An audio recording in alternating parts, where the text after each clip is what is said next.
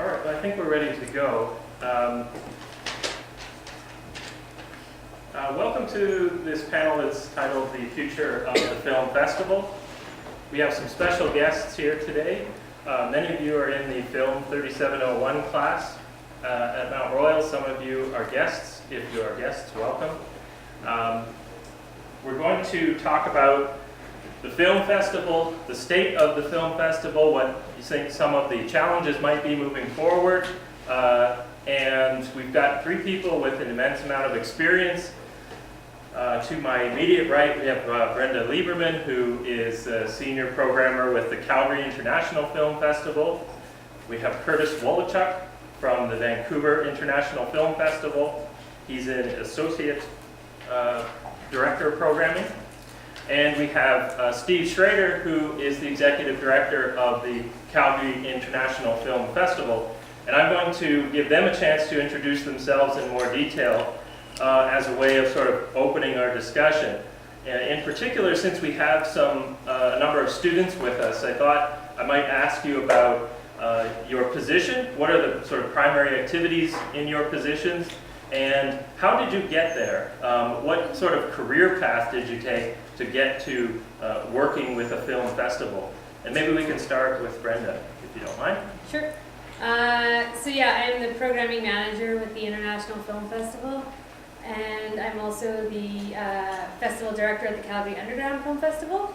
I started programming in 1999. I had taken arts and cultural management, a nonprofit program, and there was a job opportunity at the Calgary Society of Independent Filmmakers, and it was an introductory programming coordinator position. And that's sort of where I started to dabble and get my feet wet on what the role of film programming and the nonprofit was. I was like super green, I knew nothing about it, but I had a series of sort of programming tasks I had to get through in that year, and it actually opened my eyes to a ton of Canadian narrative cinema that I'd never been exposed to before because it was part of my assignment. And I completely fell in love with it, and I fell in love with the idea of being able to bring or expose an audience to the films that I was most passionate about. And I decided to go to TIFF that same year and see as many films as I could and figure out how to break into the industry, because our film festivals didn't quite exist yet in Calgary.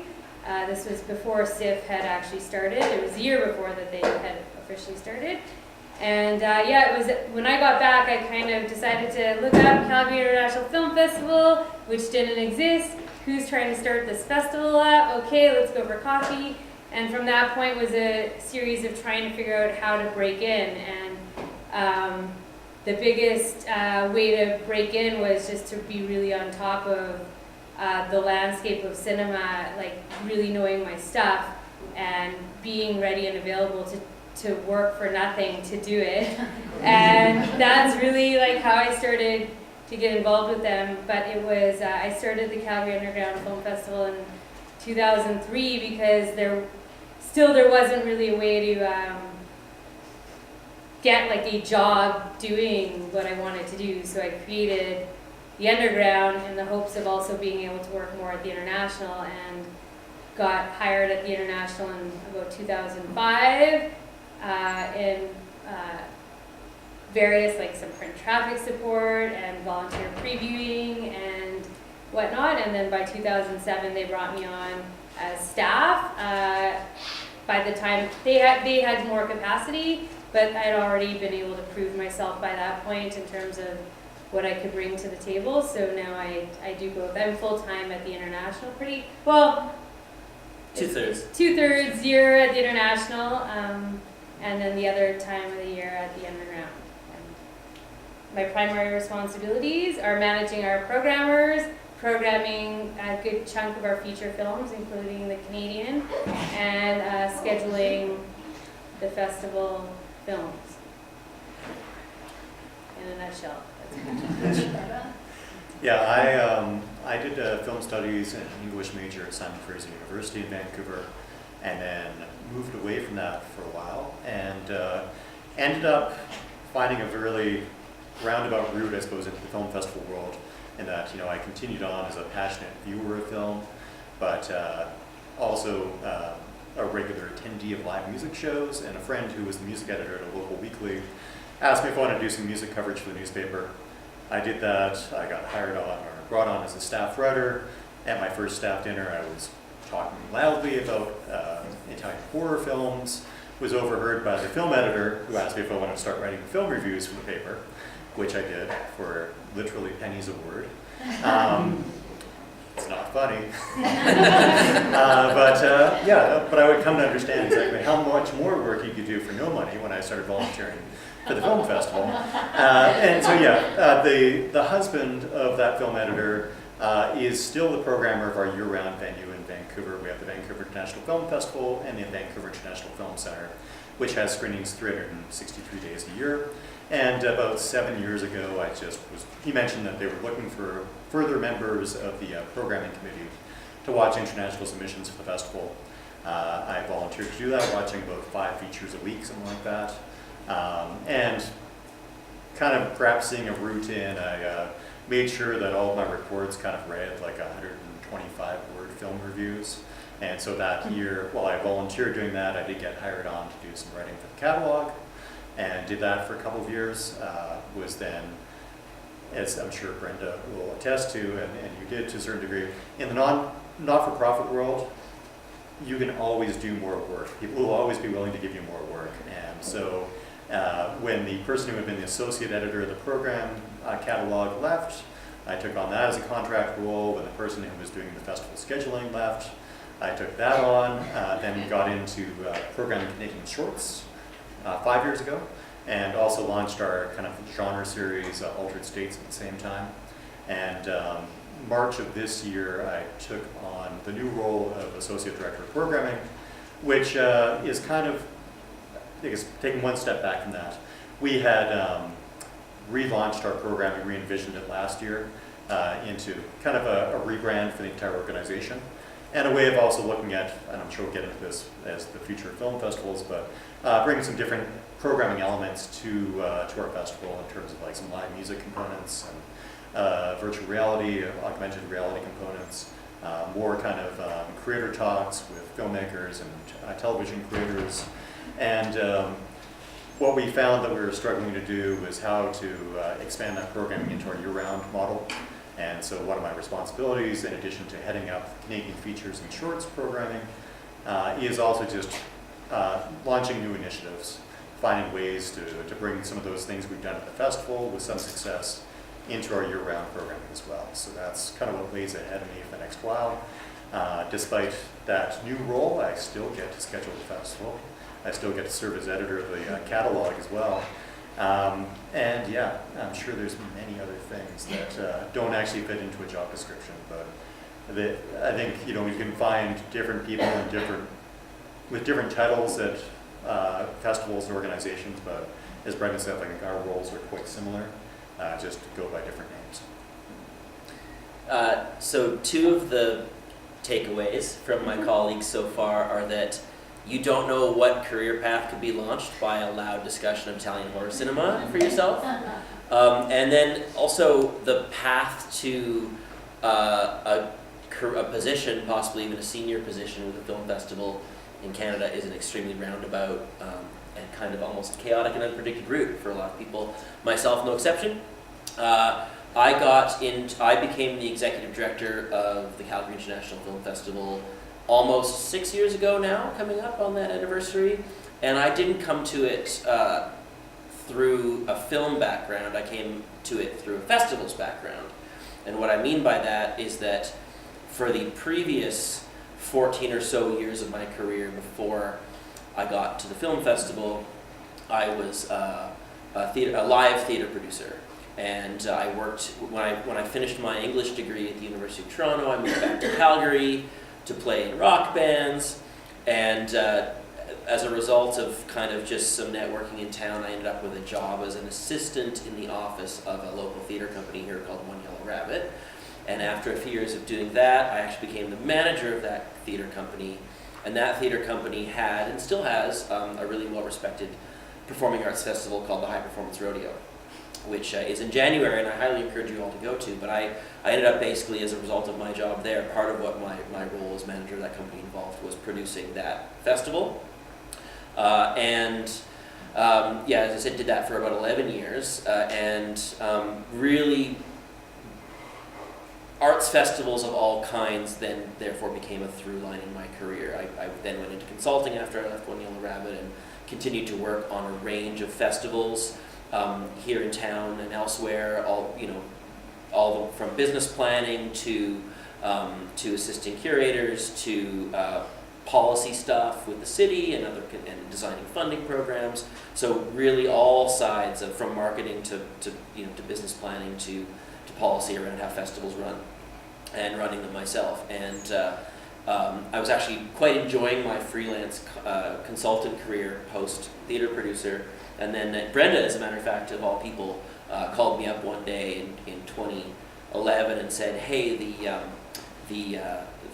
executive director job at the film festival is just coming open, and you'd be really good. You should just throw your hat in the ring for that." And I said, "Not a chance. I love working for myself now. I don't want to run an organization again." And then like a couple days later, I woke up in the morning and I'm like, actually, I really do want to do that. I've always been a film buff, but as I said, I didn't come from any kind of professional programming or film production career background. But I thought, I know enough about film to fake it. And in any case, I know how to run an organization, I know how to run a festival, and how different can it be? The answer actually is that it's quite a lot different from running a performing arts festival. About 50% of the time, and the other 50% of the time, it's basically the same thing, so same skill set anyway. So I applied for the job, I got it, and by January 2012, I was running the festival, and it was a very interesting time. Maybe we can talk about some of that a bit later. But 6 years later, here I am, and the festival's grown quite a lot, and having a great time, and get to work with folks like this. So, and it's really nice to be here. Thank you so much for coming. And our previous ED from the Calgary Film Festival, our executive director, is Curtis's executive director in Vancouver. So it's a very small world. So part of your job is attending other film festivals. And I wonder if you might talk about the festivals you attend regularly, and maybe some of the lessons you've drawn from other festivals to apply to your own. Maybe we can start with Brenda. Okay, Sure. So I always, a lot of the time, I was piecing my vacations with trips to festivals because I was paying my own way. So I've been to a lot of variety of film festivals, except the ones that I consistently go to the most are I find the ones where Fantasia Film Festival in Montreal is one I've been going to for about somewhere in the 10, 11, 12-year range. It's every July. It's a massive genre festival. It's about 3 weeks long. I love genre film, and that was the first programming position I got at the International Film Festival. It was for the Late Show series. But I also go consistently now I have for probably the same amount of time, to the Toronto International Film Festival. The last 4 years, probably Sundance Film Festival. And there's been other consistencies that have come and gone. Hot Docs in Toronto was one of them. I would say my reasons are mixed. I'm going to network for some of them it's about networking. What other programmers you're gonna meet. You trade like stories, what you like, what you don't, talk about movies. Like there's a whole world of information that comes out of networking and spending time with your industry peers. Distributors that we make contacts with at other film festivals. So all the different film festivals have different types of industry that are going to come to it. So for different reasons I go to these. And also to look for titles at the festivals is also a big thing. It's way more fun and easy, we'll get into it later, watching things with an audience than on your computer or at home by yourself. So that's always a huge advantage. But the biggest things, I'm always looking for things to pull away, to bring. It doesn't always become things that are my sort of department at our film festival, but if there's an opportunity to share it with another department for a suggestion. We try to find a way to, you know, at least talk about it, but it could be anything from how do they weave their lines, or how does it look on screen, you know, before the film start, or what did their pass look like, or how easy was it for me to get my pass when I walked in their door, and how friendly were their staff, and just every single, you know, you kind of look at it all, and a lot of it may not apply based on the scale of the festival or the type of festival or the country it's in, but there's always bits and pieces of information. But from a programming perspective, it's for sure made my career better the more I travel to these festivals. Yeah, there'll probably be some overlap, but I mean, that's the remarkable thing, that the glamorous world of international film festival travel, and you find yourself like fixating on how they line up their audiences to get into a theater. You fixate on things like that, but I think as well. So there are, I think, even going to some small festivals. So I guess to start off by answering your question, I've gone to South by Southwest, which is not a small festival. It's just a monstrosity and gets bigger every single year. But I think I've gone to that for 4 or 5 years in a row. And part of that is just because it is so multifaceted in terms of what they offer. They throw everything at a 10-day event and seem to do most of it with a fairly commendable level of execution. It's also fascinating to watch how an event like that has helped transform a city as well. It's like Austin is the fastest growing city in America now. It's 200 people move there a day. And also just to see the sway that an organization that size has. I know they have like a 30-person legal team that works there. And I think that, you know, to Brenda's point, you go to some events like that to see how other organizations do things. I think on the flip side of that, I look at an event like the Halifax Independent Filmmakers Festival that I was able to go to 3 times, and just the ability for them to create a real sense of community amongst the artist community there, and connection between artists and audience, and the conversations they facilitate and allow to kind of foster a really intimate atmosphere at a screening. And I think those are things that I've come back from and try to apply to our own organization, and how the kind of conversations we can have, and abilities to connect creators with audiences or with Vancouver filmmakers. So I think they're in that entire swath of festivals, there's always something you take away from it. And you know, you go to these festivals sometimes to look for films for that year, but I think also just to put yourself, and there's so many festivals in the world now, so to put yourselves on the radar for either filmmakers or distributors, so that you're maybe not talking to them about the films they have this year, but when they do have a film that comes up that might be a good fit for your festival the next year, you're on their radar to kind of reach out to, and you build those lines of communication. I think that, you know, my tendency is to kind of be a completist in programming. So because I focus so much on the Canadian program, if one wants to, you want to think that you can see the vast majority of things that are out there. But at the same time, I know that Brenda and I will email or call back and forth about films that we've seen, and kind of help each other out and think that blind spots for each of ourselves. And myself and a good friend Dan Caro of Nouveau Cinema will kind of like do a check-in, because all these festivals in Canada are so close together, just kind of going through a list of short films and saying, have you seen this, have you seen this, and just throw links back and forth to make sure that we've kind of cast the net as far as possible. I think it's, and the audience thing is interesting, because I did go to Fantasia the first time this year, and I think you pick up on certain things about different audiences. So Austin as a city is a really easy city to get a laugh in, and consequently you always want to kind of temper how you value a comedy, for instance, knowing that is a city that gets it's easy to get a laugh there. And I actually saw Blue Valentine there, which played a bit like a comedy with that audience, which was unnerving. But similarly, Fantasia is just the best. I know when I went there, someone said the best thing about Fantasia is that everyone loves everything, and the worst thing about it as a program is that everybody loves everything. And consequently, films that play well with a certain audience, you also have to have a really strong understanding of your audience and how films you're going to play with them, and to be able to differentiate those things sometimes, and something that will win an audience award in one venue or one city just doesn't translate to your own city. It's a hard lesson to learn sometimes, because I know, especially in my first couple of years programming some things, maybe as that last film, that I maybe wasn't 100% on, but what pushed me across was like, well, I picked up a couple of audience awards elsewhere, and maybe it will connect with an audience, and it's not always your audience that it connects with.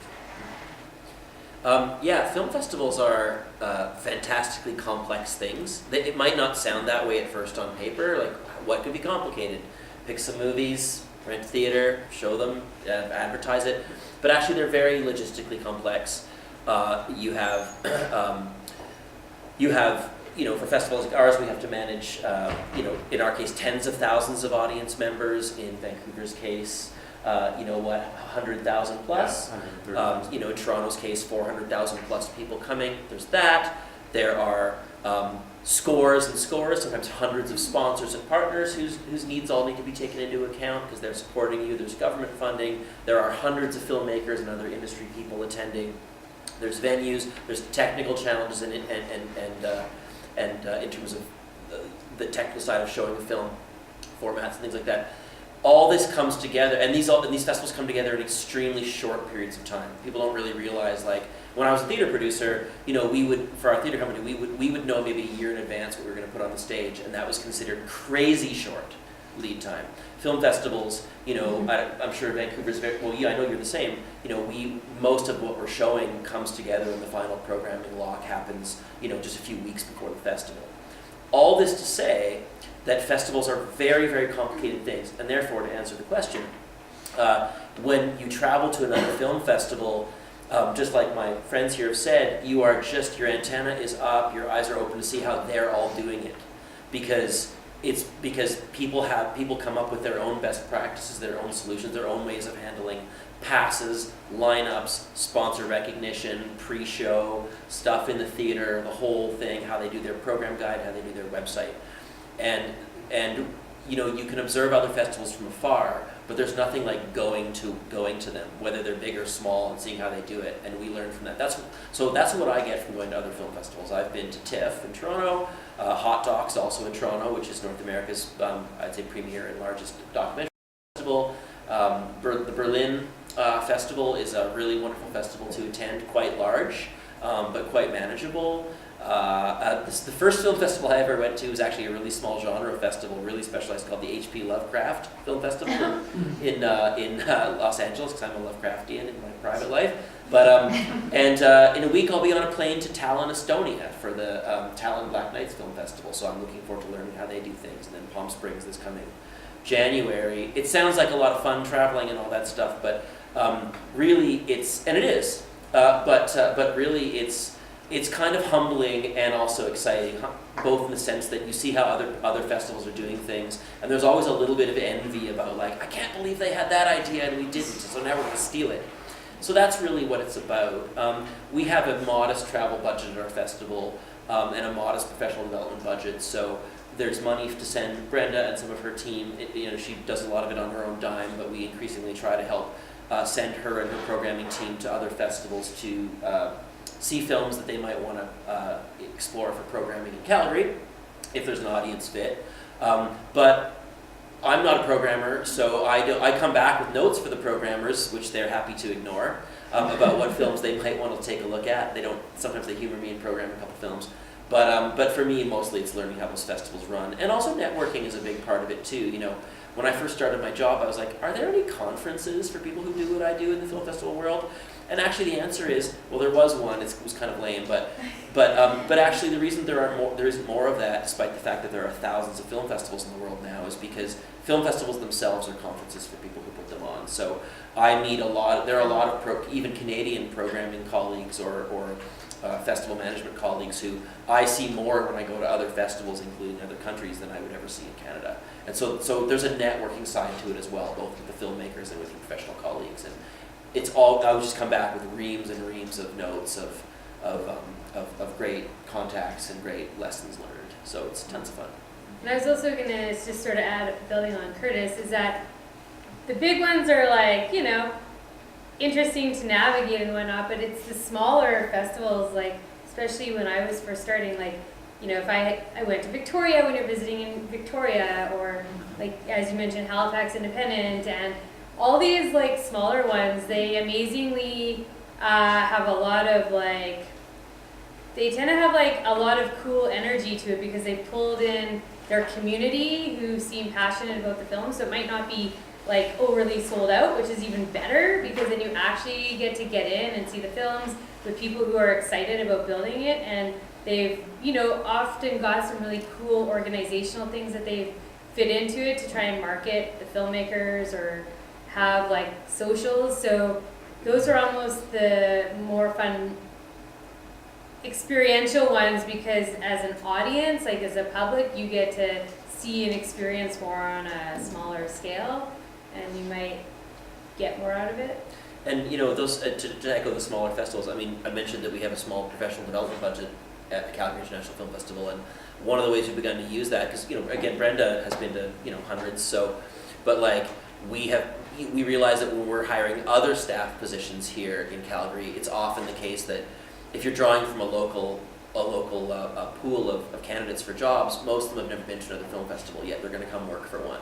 So, for example, we just sent our marketing manager to, we said we freed up some professional development budget for her and agreed that the best way to do that actually was not to go to she did actually go to a marketing conference too, but it was not necessarily to go for, you know, traditional professional development, but actually just go to other film festivals and see how they do things. So she just got back from the Memphis Indie Film Festival, which is small but cool, and she came back with tons of neat ideas. So it's great. It's great to immerse yourself in it. And if you yourself are ever traveling and you can align your travel to a festival happening in the city that you're visiting, it's a really good way to get an entry point and to meet a lot of people really quickly, and not just be sort of an isolated tourist. So it's a good idea.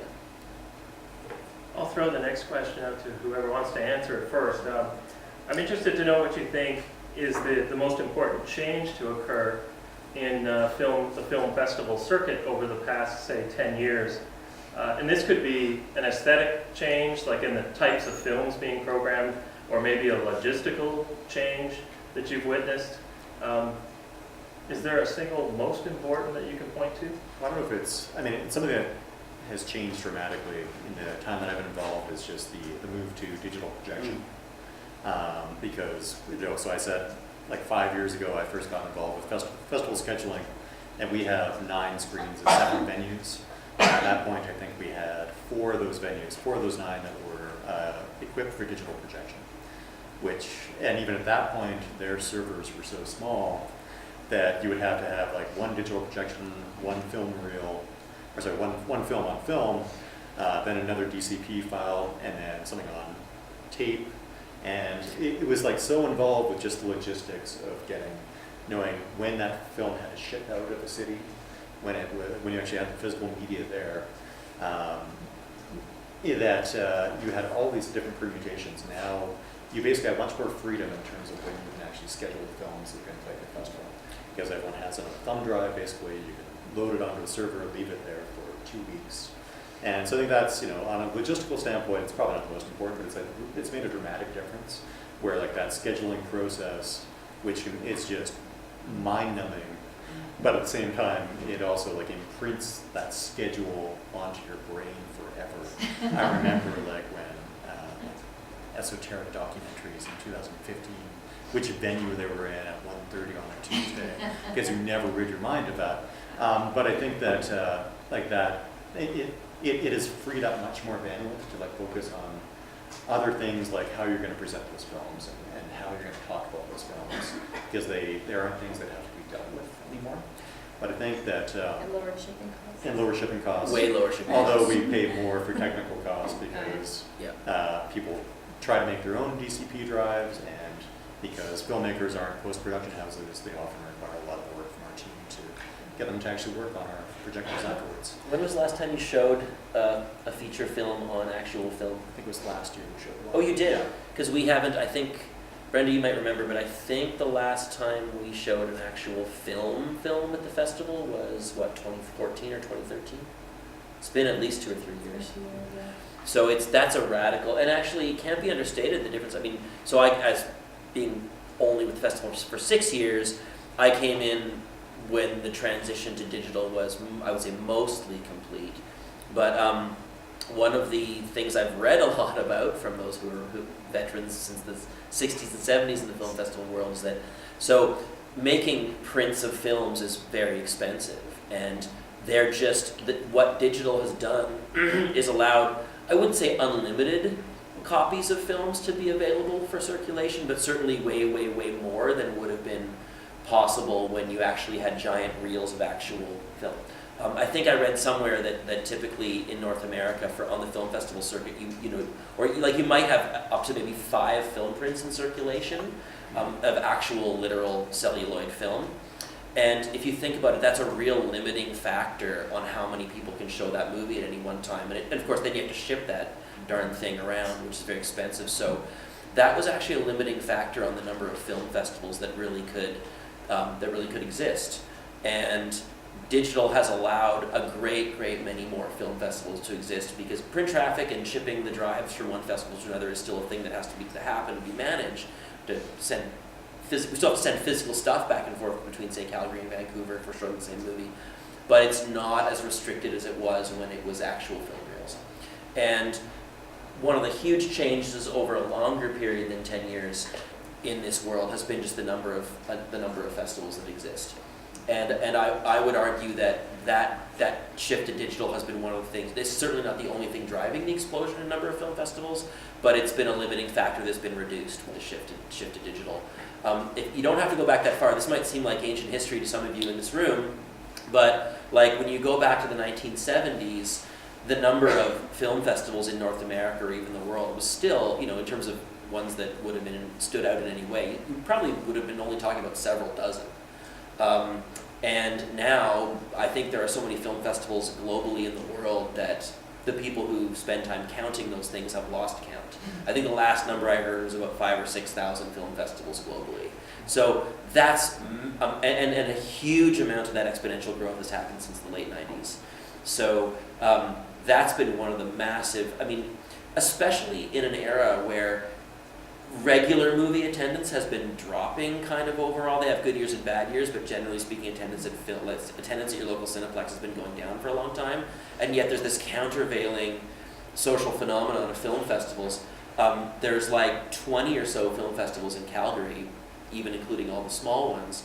And so film festivals have become this, and the audiences by and large have continued to grow even while regular cinema attendance has been dropping. So what is driving film festivals as a cultural phenomenon still now when other forms of traditional, cinema attendance have been dropping? That's a very interesting question. I was going to add, you have a question though. Yeah, just asking, I walked in a little bit late, hopefully no one Yeah, no problem. this, but what do you guys think are the limitations in film festivals? Like in terms of limiting their growth? Well, just Or- in general, and for, I guess, anything if you want to say their growth. Well, Well, money.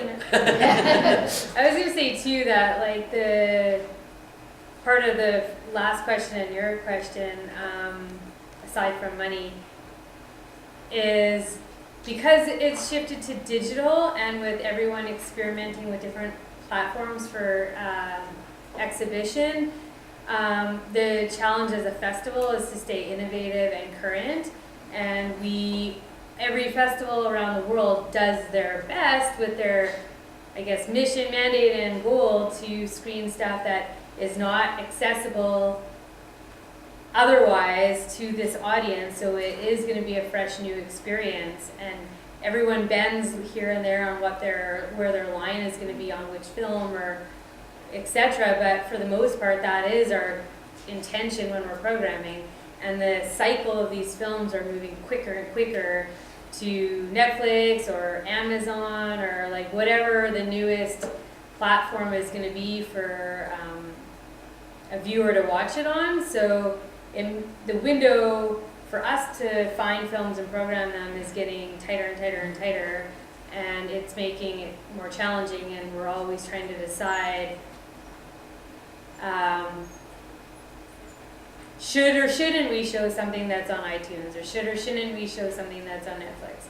And we're all kind of trying to make the decisions, I think, around the same time and together, and nobody's quite there yet, but it is a limitation for sure on content. And I think the original question you posed, like, there's so much that has changed in those 10 years, there's so much that's changed in 5 years. And maybe to touch upon what you know, like what is this phenomena around festivals, and I feel that as we've moved into this era where so much media is readily accessible, that the curation of what is going to be shown assumes more value. Mm-hmm. And if you're able to say, in a world where you have access to almost anything, SIF or VIF, the programming team there has determined that these are the 100 or 175 films that function together to give a snapshot of the world of cinema in 2017, or whatever the mandate of a given festival is. I think that actually, because we used to talk about our festival in terms of it being one of the largest, and it remains so, but like one of the largest in North America in terms of number of screenings. And at some point in time, 7 years ago, saying that you had 240 feature films was something noteworthy, but it doesn't matter much when any of you with a laptop computer in this room have access to everything. And so I think talking about things in quantity doesn't have as the value that it once did. And now it has to be more about, for myself, having kind of started as a programmer in short films and trying to create a thematic through line for some of these short films, and exploring how a group of 8 films could tell a story greater than each of their individual parts by reflecting each other, commenting on each other. I think that's what a festival in its best iteration can do on a larger scale. And people can kind of, if they see 6 films or if they see 60 films over the course of 10 days or 16 days, can kind of find their own path through the world of cinema, and hopefully the world itself at an international festival as well.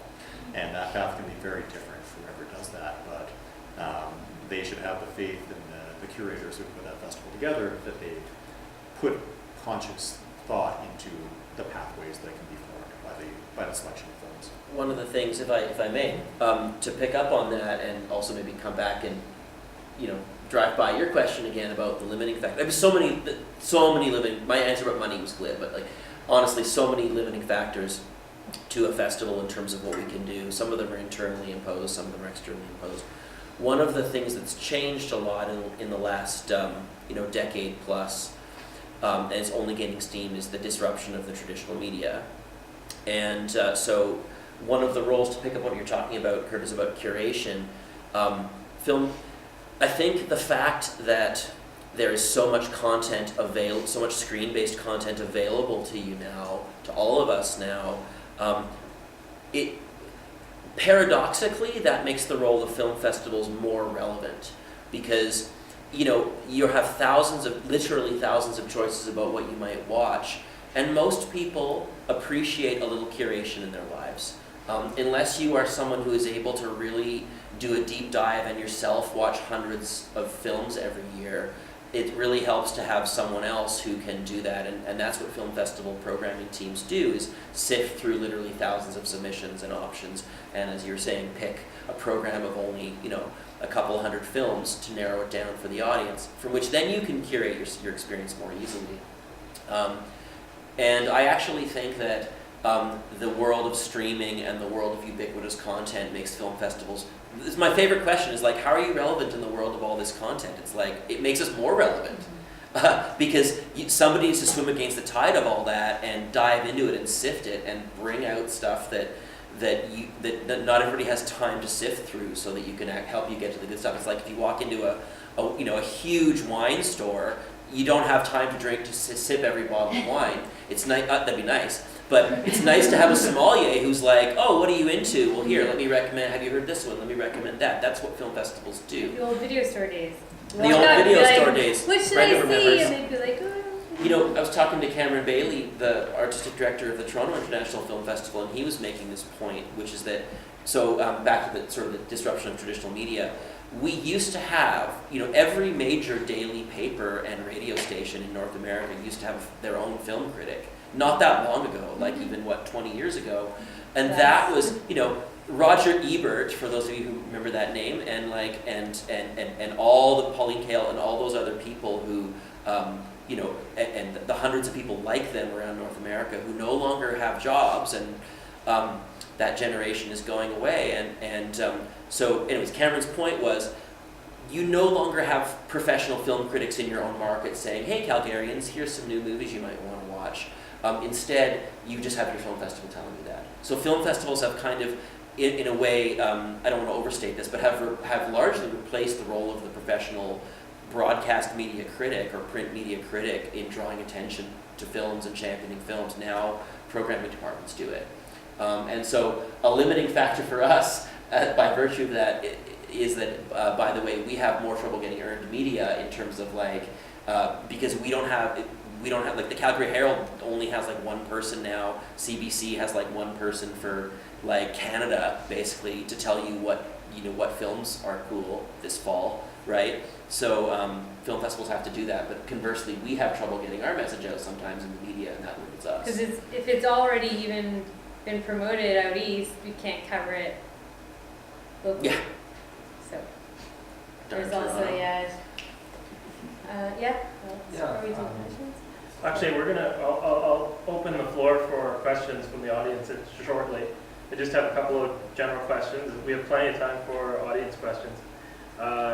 Along the lines of what you're just talking about, the disruption of traditional media, streaming video in particular has been an issue in the film circuit this year. There was the incident, I guess, of Okja being screened at the Cannes Film Festival, and when Netflix name appeared, people in the audience booed. And it's kind of the conflict between the sort of traditional film exhibitors and services such as Netflix. And I'm wondering if you might talk about, in response to the impact of streaming video, how film festivals also make themselves into events. That is, there's a good deal now of non-film related events that sort of surround the film programming. That it's more than just, although the primary thing, of course, is the selection of the films, but there's also a good number of events that make it kind of an entertainment vehicle for the people who aren't there necessarily specifically for the films. Do you think that's fair to say that that's one of the ways that it sort of compensates or competes with streaming video? I don't know what you were saying. I was just going to say that I still think that Netflix is figuring it out. So Netflix is investing in creating some really incredible films. We'll leave the shows aside because it doesn't really affect us for the TV, but I mean, they don't even really know what their plan is from film to film. So some of the films that they are connected with, they've been involved with from the very beginning, and it's going to be like a Netflix original film. If they want this film to win any sort of possible award in the future, it has to show at a major film festival for promotional purposes, and it needs to open in a couple cities like New York and LA, and we were discussing this before. This is only a certain number of these films. The other films that they're involved with, they're coming in as a distributor, and they leave a lot of the decisions with the festivals still to the right, or to the decision of the producing and filmmaking team. Depends what the relationship and negotiated contract is, per title to title. So at first when they started doing this, I think we were all like, oh my god, there's no films, we can't have any films. But there is so many films for us to choose from, Netflix aside. It's crazy to narrow down your lineup. So yeah, it's super depressing when a couple major films you can't have, but some of these films are films nobody can have. It's a little bit okay, they got to do TIFF, but that wasn't really intended to be a festival film. So at the moment, we haven't really fully seen how many films it's going to affect or not affect, because at the end with the Cannes, that kind of related more to their being able to be in competition in Cannes, but these films still ended up doing a release strategy because they are trying to compete for Oscar Academy accreditation or whatnot. So we're still able, if you go through the right channels, we are still able to find some, but yet there is some we can't, but I think it also challenges us as programmers to look at more independent titles and other films, because that comes back to the shortening of the window. So something might be out already on Netflix, but it's, we debate this every day, because it's if your algorithms are set you watched an Adam Sandler movie last week, the festival film that we're considering might not even come across your radar on Netflix, right? So, Unless it was Punch Drunk Love. yeah, that's true, yeah. So, anyways. No, and I think that, that's my Netflix thing. yeah, and what, again, because there's, I guess, so many changes, and I think one shift that's occurred dramatically is that, when VIFF or other festivals would announce their lineup, it would often be like Christmas morning for the film goers, like, oh, they have this, and they have this. And I'm not sure if your experience is similar, but I know when we announce our lineup now, Twitter is filled with the films we don't have. And it's like, oh, Yeah. they don't have this, they don't have this, they don't have this. And it's because people are so much more literate in terms of what is out there. So just through the auspices of the internet and Twitter and all these things, people know what's out there on offer and have a sense of what they want to see. And I think that, Netflix and other streaming services, things like Movie and Fandor can really aid in building an audience's film literacy as well. Mm-hmm. So they needn't be looked at as adversarial necessarily. Yeah, and go ahead. No, Sorry. I don't think festivals are. I mean, I hope I'm right about this. I mean, no matter what happens, but currently in the landscape, I mean, I think there's still a lot, and maybe this is your point, Brenda, but there's still a huge amount of cred for films being premiered at appropriate festivals for that particular piece of content, and for there to be strong buzz coming out of festivals. Like, it's become a thing to premiere your superhero movie at San Diego Comic-Con, right? I mean, that's not that's not counter to their marketing strategy for that film that then ultimately sees it on iTunes and Netflix. That actually draws more people to spend money on those platforms to watch those films there. So festivals still have that. I think it is getting more challenging in terms of we're not suffering from a lack of content to look at to consider to show to you.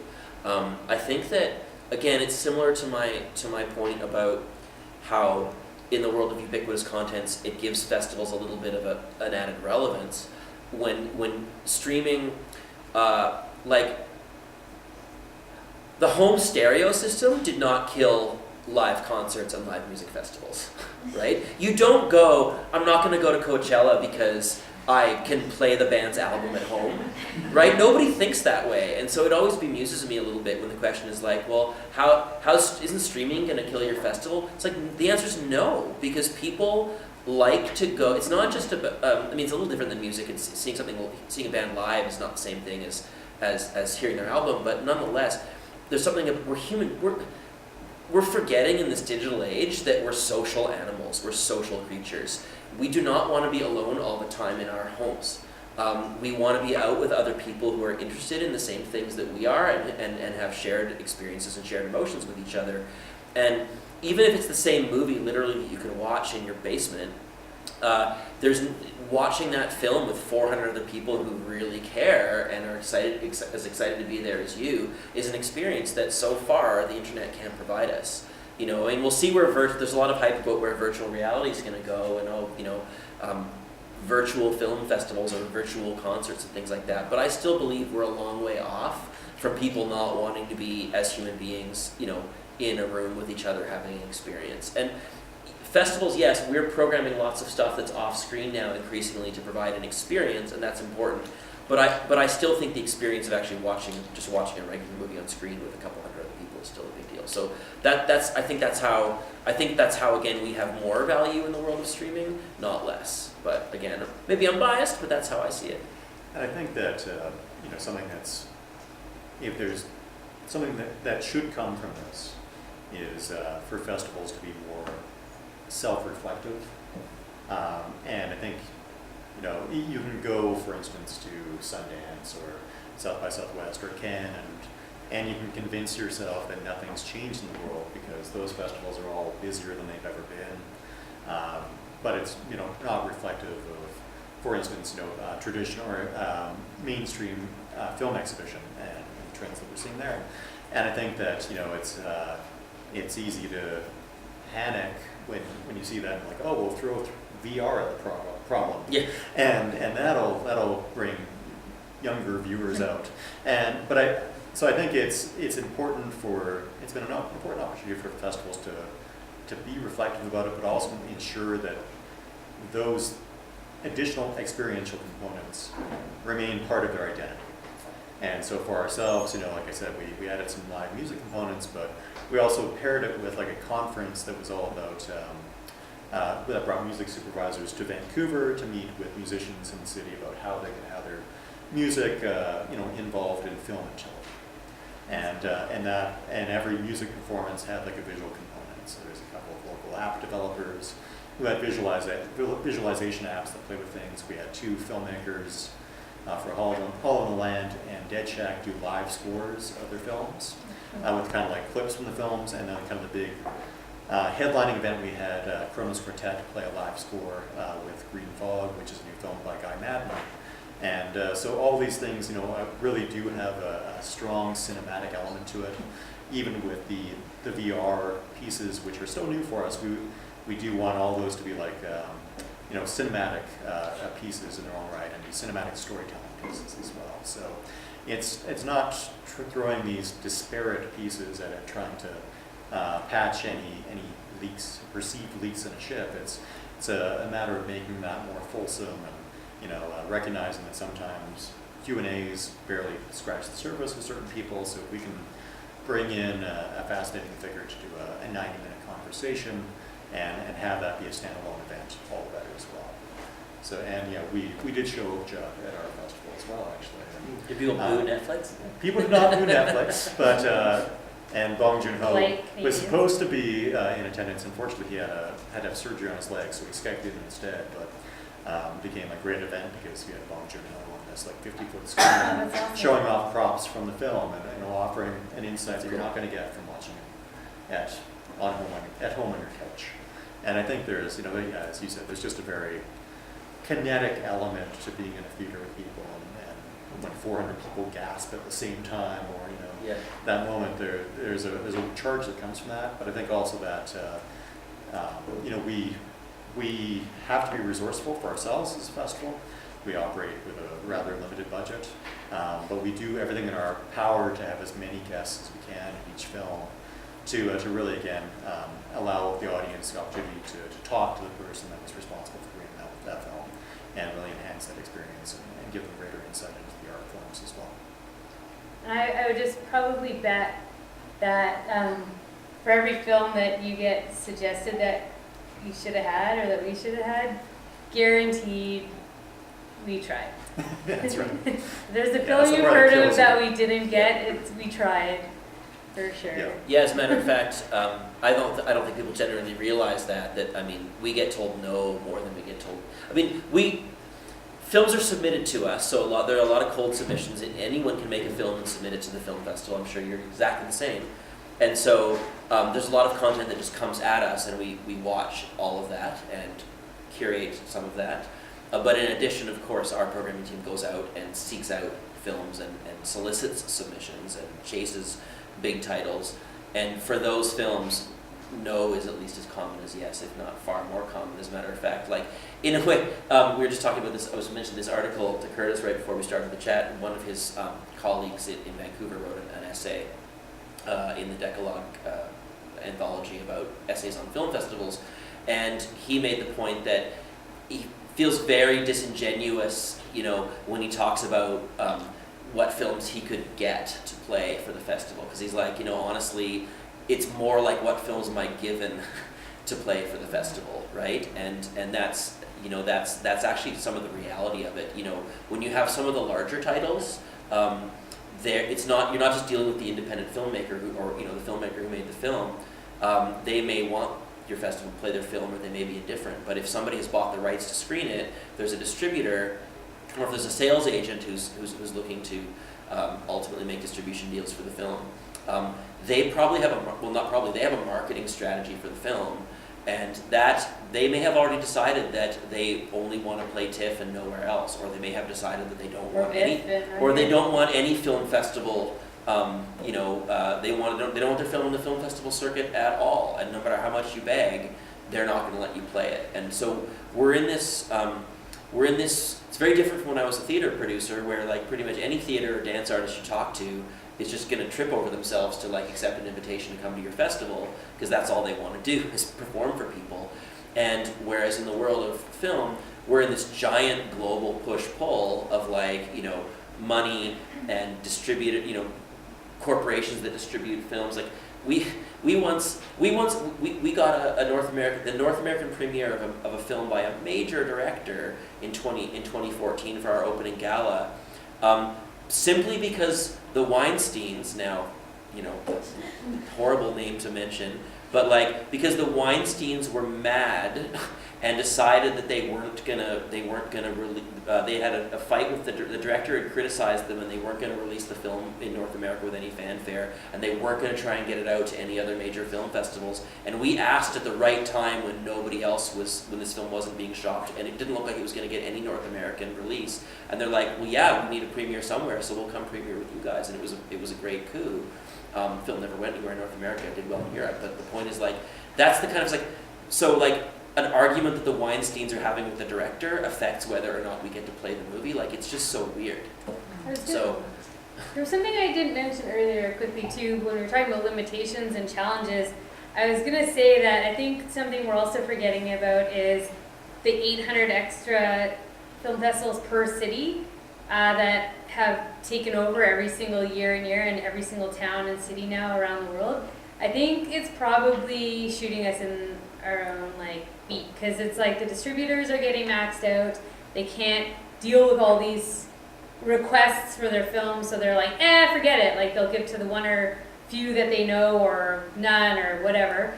Secondly, like we also have to now look if the films screen in Calgary at the university or some other film festival or some fundraiser here. So it's constantly adding an extra layer of challenge to find, again, a film that hasn't screened here, but then also I think that that's probably adding another layer to the whole distributors and how they choose who they submit or allow to screen their films, because you know there's even been films here locally, people that have been trying to get through to people to book a film, they can't get anywhere, and it's like if I email for them, they'll get the contact. If they email 100 times on their own, silent. So it's like becoming a thing too where people can't keep up even administratively right now with the demand for content. what's kind of ironic too about that, I was in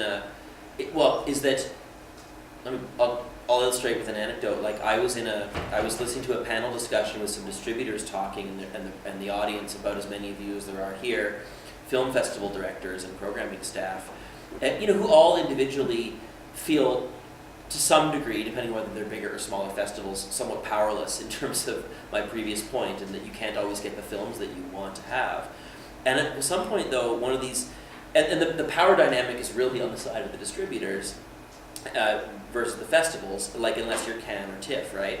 But at one point, one of these the distributors said to the collected film festival people, he said, like, if you guys don't actually realize the collective power as festivals you could have, like if you aggregate the audience of all the film festivals, big and small, in North America, you are huge for us, but you don't collaborate.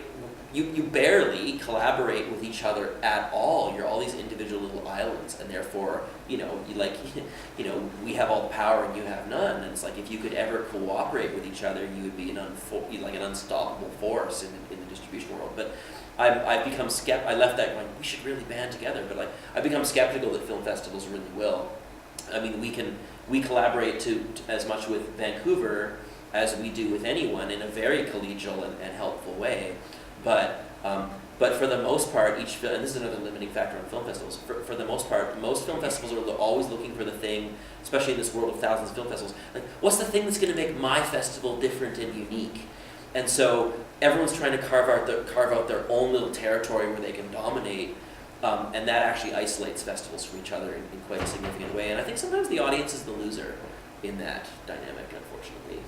So I want to invite the audience to ask questions at this point. I think the signal I got was when my colleague and I simultaneously geeked out about the Guy Madden with a live orchestra story. I just caught his look, and Maybe someone who hasn't had a chance to ask a question yet. Sorry. You're up. Maybe.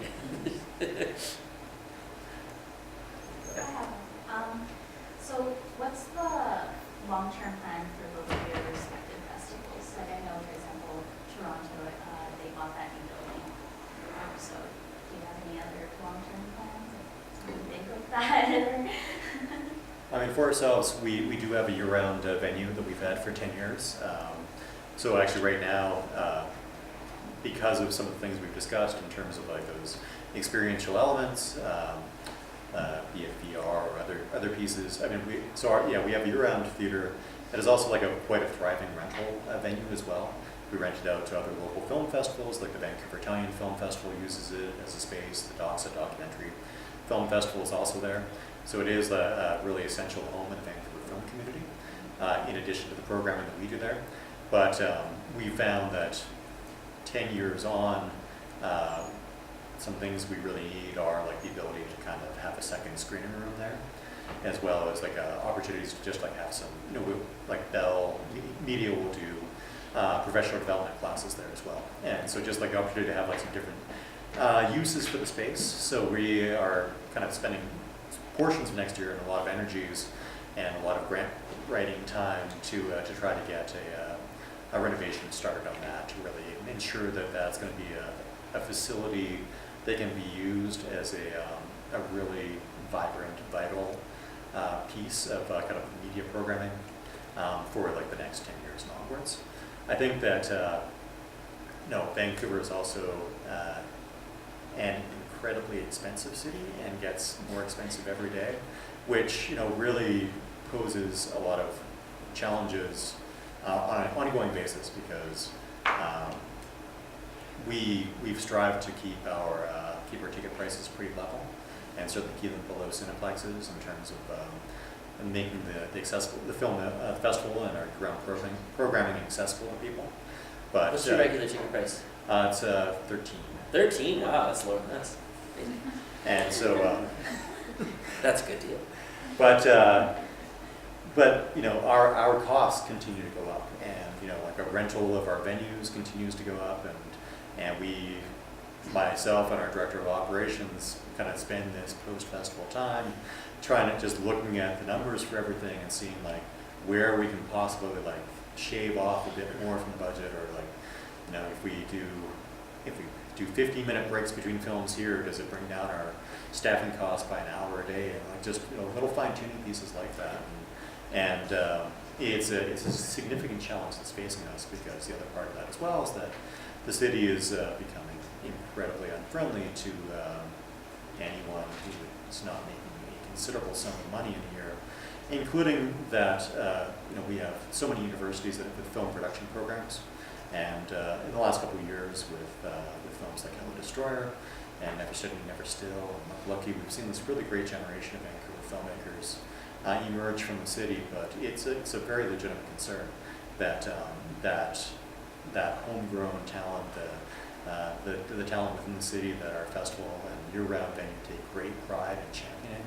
And for myself, who I've many of these filmmakers, I've been following their work as they're making short films, recognizing the real challenges that they have, just for seeing a future for themselves in the city on the course that it's currently taking. So I think that is definitely a conversation that's going to dominate a lot of our kind of organizational meetings moving forward. And it's one of those things, there are all these things that are within your power as a cultural organization, and there's also factors like that that are just wrested from you, where you have a financial downturn and sponsorship dries up, and on all these other things that you kind of just have to have different plans in place, and also be really agile as well. We have a 3-year kind of plan that we're rolling out, but also recognizing that this disruption that's occurred in both the kind of presentation of material and other elements, like I don't know if there's like a new equilibrium that's going to be established at any point in time.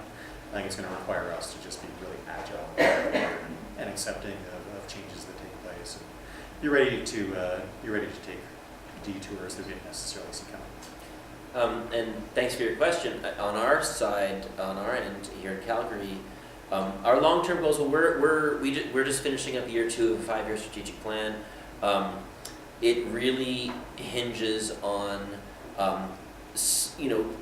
we really clarified our identity as an audience festival, by which we mean, we're not seeking to be a major industry festival. We have film industry people come to the festival, certainly, but we're not trying to corner the market in world premieres or even Canadian premieres. We don't really care about premiere status. What we want is to grow the number of general public audience that are engaging with film as we see it, as we see the best film. And so it's not all about numbers or size for size sake, but I do believe actually the quality of the experience we can provide as a festival, one of the ingredients into that, it actually is a critical mass of people engaging. And we know that here in Calgary too, that we haven't come anywhere near the capacity of the number of people who might actually be interested in engaging with the festival. Our audience has doubled in the last 4 years, from 20,000 to 40,000. So we see that growth, and we grew another 10% this past festival, so we see that growth continuing to be rapid. So we wish to embrace that. We actually got some interesting, we're really into data. But so we had some audience research, or some market research done recently. Instead of just only surveying the people who come to our festival, we surveyed arts-friendly Calgarians, right? So people who do go out to festivals and events in general in the city, but who do not yet go to the Calgary International Film Festival. And we still found that about 2/3 of people are not very familiar or at all familiar with the festival. So one of our big goals is to, and yet, when asked and when they learn a little bit about the festival, they show a high degree of interest in attending. So for us, it's about continuing to grow the awareness around the festival. We sort of used some metrics. Our research agency calculated that basically there's about 230,000 Calgarians who would be likely to attend the festival if they were aware of it, if they were more aware of it. That's 230,000. So our audience, we have our tickets are about 40,000, as I said, but the average person comes 4 times. So in really simple math, there's about 10,000 people attending the festival now, and the potential audience is 230,000. So there's a lot of room to grow that. I'm not saying we're going to get to that number anytime in the next decade, but that is a big part of what our strategies are about. Some specific things we're doing around that, we are this year we're going to be launching a new youth program. So it's a bit modeled on Berlin's Generations program, where we're going to recruit high school students who can. Brenda and I have been working on this with Calgary Board of Education is our partner on this, and we're going to have high school students earning credit by working with our professional programming team to help curate a new series of films aimed at high school age viewers, and then high school teachers in the city are going to bring their classes down to the festival for daytime screenings, and then there's going to be learning experiences designed, or in-classroom learning experiences designed around the screenings. So that's our high school program that we're working on, and we're doing that because we think it's just a really cool thing to do. I think it's really cool. It's really cool, and I love the idea that we're not saying hey, we just by ourselves as out of touch adults think this is what you high school kids should watch. It's why don't you decide what should be shared with your peers, right? So that's just cool on its own level. But also, there's a little self-interest there in the sense that, we know we have really broad demographics attending the film festival. We have strong audience, mid-20s through to 60s and 70s ages attend, are quite solidly represented in our demographics. But surprise, surprise, not really. You see that those numbers are only about half of what they are for the other age demographics for people in their late teens and early 20s. And so, by engaging more directly in the conversation around curation and films, we hope to get more people excited. It works really well in Berlin. We're hoping it's going to work in Calgary. If anyone comes up with a name for it, let us know. Yeah, we can't just call it the youth program. That's No. terribly uncool. But yeah. Yeah, I think you get to ask a question now. do it. Okay, I was just wondering how much does Hollywood have an influence on your guys' film festival? And just another one that you guys are talking about. Do you guys ever see yourself doing anything with comic expos in the future? Interesting. Yeah, I don't know. The Comic Expo here, I've tried for a long, long time. But they've got, I mean, I think city to city it's very different. Everyone's got different relationships. Ours in particular has like a lot of other major events like Sled Island and everyone had somebody internally really passionate about film that said, hey, can I do this for free for you guys so I could do it? So, you know, they've got a team of people inside that are volunteering their time to do it now that they've been bought out. I don't know if things have changed, but I don't know that that is going to change anything in the immediate near future. But yeah, they have a thing going that they're enjoying right now and not looking to. Some people think of it as a disadvantage to have another film festival's brand on their brand. Yeah. Even if we had the experience to help them, it might take away from what they've already got created. Comic Expo's like business model, and I think this is Yeah. true across that whole world, is super different, almost you could say the opposite of ours. I mean, ultimately when we even, you know, you might think that we never complain when a celebrity wants to come to the film festival, I'm sure you guys are the same, but we don't, like, our business model is not bring recognized film stars to Calgary. It's also a different booking. It works so differently. Yeah. Yeah, I do find that if you ship, because the contract negotiations are so different too, I guess, between the two types of events, that that in a way, like, it would have to be something contained in theirs, or it could affect the negotiation. I don't know kind of quite how to say it, but like they're kind of booked on like a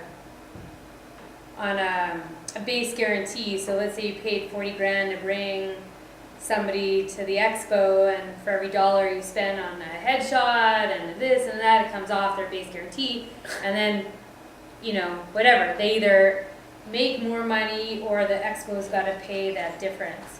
Whereas with us, a lot of the filmmakers, or depending on the celebrity or who it is out marketing their film to represent it in a different way than you would at a comic expo. It's really hard to bring film actors and film directors who are film actors and film directors who are actively working a lot right now, whose careers are happening. Like, you know, let's say we wanted to bring Ryan Reynolds to Calgary. Like, it's, even if he wanted to come, he's so busy shooting his next thing that it's almost, and they can never say in advance, like, they don't necessarily know. We've had many cases where we've booked, few, not many. We've had a few cases, you know, you book a celebrity and they're like, yeah, I want to be there, and then like their agent calls them and they just got cast in something, or they you know, and then they're not there, and then you've advertised it. It's really embarrassing. So with the Comic Expo, you find that I think the people who are on that Comic Expo circuit, what they've either they're not as busy anymore as they were, or they block off time just to do the circuit of Comic Expos. And as Brenda said, like, for them it's about, it's $75,000 to book me, and if I don't make that up in like $100 selfie fees with the audience, you know, then the festival pays for that. Like, it's all about those people making money by their appearance and taking selfies with people. And for us, it's like, we can't do that with Richard Linklater. Like, we wouldn't even want to. I mean, Hollywood affects us in a more general way, in that, like, I think, you know, there are, and this isn't just a Hollywood phenomenon, but sometimes Hollywood movies occasionally fall into this category, in that, you know, the fall festival circuit, into which most of the larger festivals in North America fall, and including many of the big Canadian, most of the big Canadians, including us, we're kind of like the early kickoff for Oscar season. And so there are these slightly artier and these slightly more serious films, both foreign and, you know, North American, that might try to make their marketing angle be like cinephile love, or like, you know, art house film love.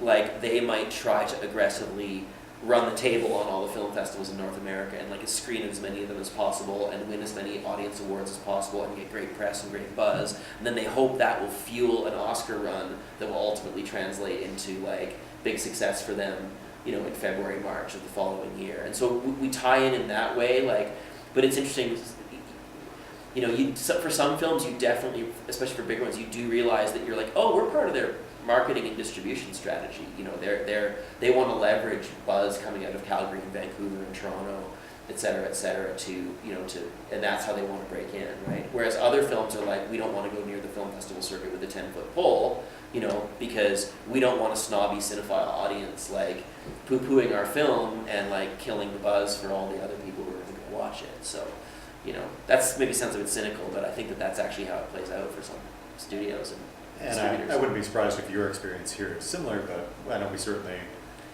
with TIFF being usually about 10 days after TIFF wraps up, you know, every Canadian media outlet has spent 10 days of Toronto just plastering everything with pictures of celebrities on red carpets. And I know that for ourselves, we know that the first question, our first interview of every festival season, and you're going to get the question like, what's the difference between VIFF and TIFF? Oh, God. And it's like, Yeah. what is the difference between the world's largest building and this Art Deco structure? It's like, they're both pieces of architecture, but they're completely different. Why are you comparing these things? There's no comparison. But it's, you know, part of it's, you know, you talked about the number of media actually at newspapers anymore. And consequently, I think you have a lot of generalists covering, offering arts coverage, and consequently, you are the recipient of very kind of standard questions or like out-of-the-can questions that you get every year. But I think that's an element of this as well, is that for ourselves, I think particularly because Vancouver is such a large production center, and you know, Ryan Reynolds might be 2 blocks away from the festival shooting Deadpool 2, And yet but he's not at the not festival. on Yeah, red exactly, carpet, not on a yeah. red carpet. So, and I don't want to say that we have it worse than anyone else, but it does actually, I think for ourselves, we do feel that effect of things, or like, you know, for our year-round programming as well. You know, like, Dwayne Johnson's been here for months. Why can't you guys just get him to come down and talk? And it's like, because he's busy.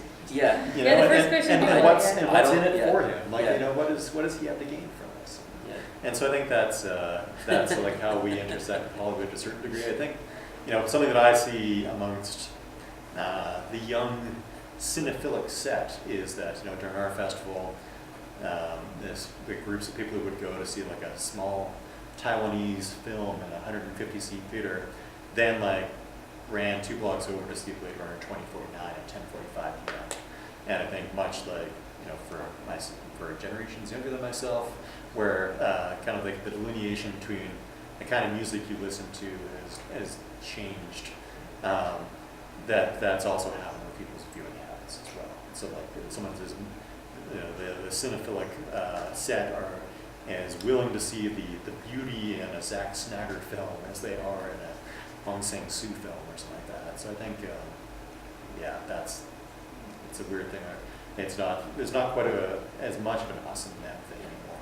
There's also, I mean, meeting some of these, you know, our first question usually is who you bringing. So yeah, we get like which celebrities are going to be there, and it's usually none. But the thing is we want our audience to get to know these independent directors who are so rad, that are on like ground level, that you can like have a drink with or have a coffee with. They could teach you things, they could just whatever, and they're all in different stages of their career. And even the actors that they're bringing for their films are super cool, and they're like at different stages in their careers. And these are people that, I mean, not to say, you know, where they are going to go, but a lot of these people have some amazing careers. Their careers are really great now, but, you know, you'll discover them, but their careers are only going to continue to build. And you get like a horror film that we showed, Tragedy Girls, you know, second feature film. Well, he got picked up by a major studio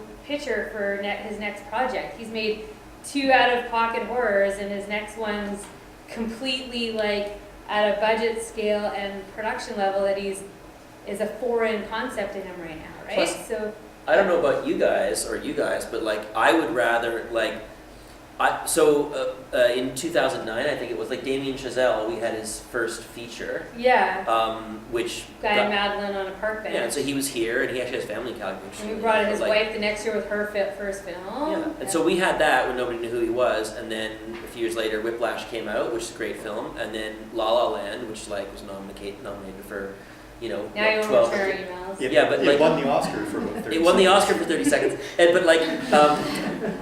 But my point is, it's like, I don't know about you, I would rather know I would rather know an actor or a director at the beginning of their career before they're famous and be part of that end of their career, rather than spend my days trying to get famous celebrities to come to Calgary so that people can, glimpse a celebrity for 20 seconds, which is really what it turns out to be when you bring them, right?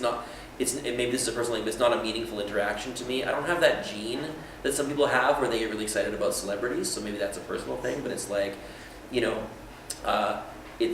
just people. But what is exciting is when you program someone's film, and you don't know who it's going to be, but of the 150 directors that you brought to the festival that year, that there are some of them who are going to go on to have major careers, and they're going to remember you more fondly, and you're going to have a more meaningful contribution to their career because you showed their first feature maybe when nobody else would, and you had a beer with them and showed them a good time in Calgary, when they were starting out, rather than trying to get literally 30 seconds of The Rock's headspace, right? So. Yeah, no, and I think for ourselves, mentioning Okja, Bong Joon-ho, Tony Raines, our Asian programmer for a long time, programmed Bong's student films, and so we've shown all of his work throughout his career. And when he did have to bow out of the appearance of Vancouver, the email that he wrote, it was he talked about how meaningful the festival was for him, and it was really honestly surprising for myself to read it, for someone who's done so many other things in his career, and it was genuinely heartfelt. It was a huge waste of time for him if it wasn't heartfelt, because it was 4 pages long. Oh, wow. Yeah. But it does speak to And the to fact just that he how still did a that- Skype Q&As. Yeah. And by the way, that's another cool thing about film festivals, is that because you actually can, even not just us as people who work there, but you as the audience can, you can meet and interact with these highly approachable people who really want nothing more than to talk to you about their film and to talk to you about your experience watching their film, because the experience of making a film is isolating from the audience. So it's fun for them to come out on the festival circuit and actually talk to the audience and meet you and maybe even socialize with you after over a drink. And it's I think that, anyways, that's what's fun for me. But where was I going with that? I had a point. It went right out of my head. People coming to the festival. Anyways, it'll come back to me in a second. But that's actually the fun part. Oh, I know what I was gonna say. It's that people, whether they're well known or not, people who make films for a living are really fantastically fascinating people. Just think about the range, the amount of personality and charisma and intelligence and experiences you have to bring a film to make a movie. You have to be charming, you have to be passionate, you have to be super smart, you have to encourage other artists to get passionately engaged. They're the stories and the personalities that any filmmaker, whether they're well known or not, bring. You just want to have dinner with these people. You want to have a drink at the bar with them. You want to, you want to chat with them because it's just massively entertaining, right? And so that's part of the fun. And you can't get back to streaming. You don't get that. No matter, you don't get that from a streaming experience, right? So. Okay, we just have a few minutes left. Quick question, your favorite festival circuit film from this past year? We haven't said much about the films themselves, but anything you can recommend? Something you're particularly proud of curating, perhaps?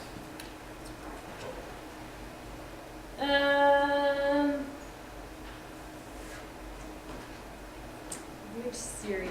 There's so many. There was one we were talking about, so I don't want to steal in case you were going to say it, but there's a film that we fell in love with at Fantasia this year called Low Life, that both Vancouver and Calgary screened in our late shows and Altered State series, which was a really fantastic genre film, and that was one that I loved a lot.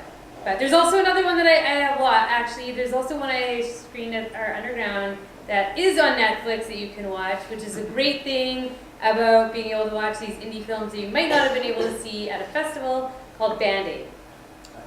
Band-Aid is now on Netflix, and I love that film more than anything. So. Some of my students got to see Low Life. I know that. Oh, cool. Yeah, now they're fielding questions from Quentin Tarantino at Q&As in Los Angeles. Oh, really? Yeah, Oh, that's cool. so- Cool. So we should have screened it after that. You should have, yeah. We should have waited. It's too new. Yeah, no, that's the part that, like you talked about, right? Something that you may have programmed and you do get so emotionally invested in the films. And I think for myself, I talked a little bit about it before, having programmed short films for 5 years now. And this was one of the years, this year I certainly took a much larger share of Canadian features on. And it happened to coincide with the year that there was a number of filmmakers who had done short work before who had first feature films. So I think the ability to share films like Kathleen Hepburn's Never Steady, Never Still, Emily Wapimakwa's Luck Lucky, which is a very Vancouver-centric film set in the 2010 Olympics, downtown east side. Being part of the conversations around All in the Land by Schroeder having seen those filmmakers, I think that's the other part of the festival from an artistic standpoint, is that you do want to champion artists that you believe in, and so people that you've showed work to, perhaps on short film level, to smaller audiences, having them play in front of a larger audience, see them finally get some media coverage, get some attention, and being part of the Q&A for those films, and just helping facilitate a conversation between those filmmakers that were brought up in the city and the audiences in that city. I think those were really meaningful experiences for me. I can never pick just one. So just really quickly, I mean, Brenda knows this. I really, really loved this crazy Australian independent comedy called Emo the Musical, which we might have been. Were we the only festival in North America to play it? Did you guys play it? So. Such a funny film, and probably not going to get its due, but that was one I loved. I really enjoyed a Canadian horror thriller film called Pyewacket, that I thought I love a good horror film, and I thought it was really effective in terms of just creating this sense of tension without going into predictable territory. It was a film about a high school girl who had really terrible. Her dad had died, and she had a terrible relationship with her mom. So she's into black magic. So she calls on this demon to kill her mother, and it goes from there. And short films. The one actually that won both our audience award and also our best of shorts award, so thereby qualifying for Oscar consideration, fingers crossed, as well, was actually a Calgary, a local film called Skin for Skin. Did you see that one? Yeah, I really, really loved Skin for Skin. Was really proud of showing that about a bit of a fable about greed and the fur trade back in the 1700s, or I guess 1800s. And what else? Sort of more on a film that I think that might get a bit more recognition. I was really proud that we showed a film called The Divine Order. I think that's been making the festival circuit quite a bit this year. It scored very, very high with the audience. It's a Swiss film about, in the early 70s. Believe it or not, women didn't have the right to vote in Switzerland until 1971 or something, which is insane. But this is a very solid and touching comedy about it's women in the small town in Switzerland who band together to advocate for the right to get the vote. And it's I actually think that one will probably get some Oscar foreign language contention love. So I've got my eye on that one. I'm pretty happy that we showed that, and that was a lot of fun. So those are just a few. I'm not sure if it's open in Calgary yet, but Lady Bird that played. Oh, Lady Bird was great. And Yeah, that's just a great film.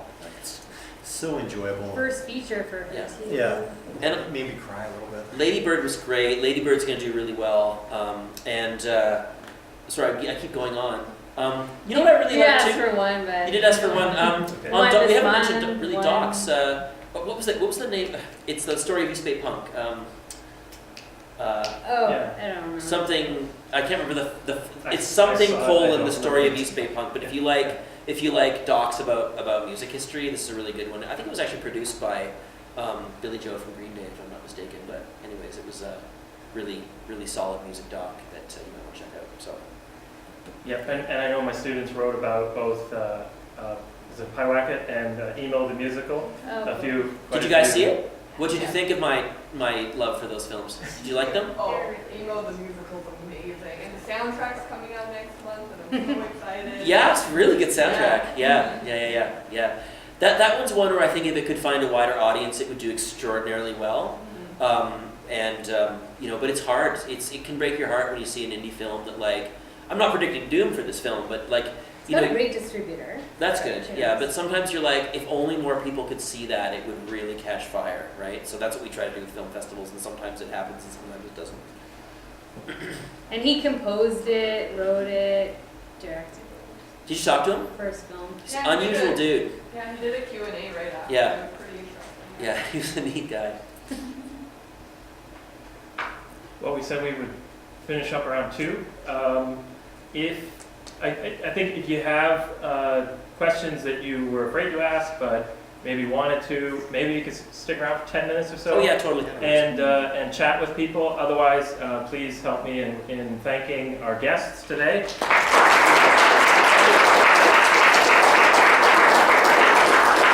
This was really fun. Thank you so much.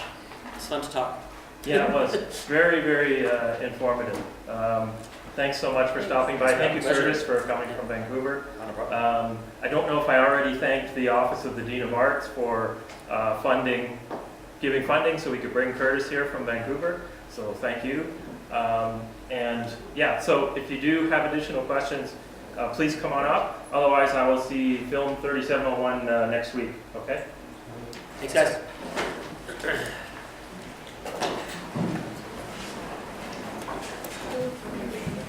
Thanks for coming. That was the first time every previous time I've taught Tracy like 3 times a year. It's always film production. Oh yeah. So their questions are very different.